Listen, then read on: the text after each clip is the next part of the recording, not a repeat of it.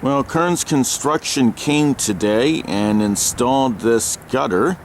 I had to replace the old one because right about where the old gutter was, right about at this spot, there had been some water dripping down, and that's problematic because it was dripping down onto this wooden porch.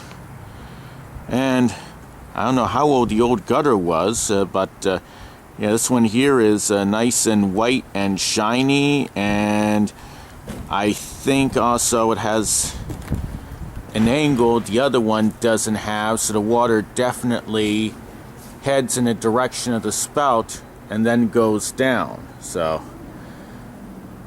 I think it only took literally a few dozen minutes for this to happen. So going to have to see the next rainstorm how things go, but this definitely looks like a much better gutter than the other one.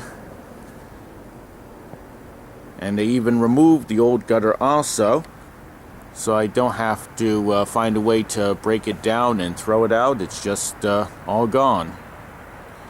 Cost only $275, so it's done and over with.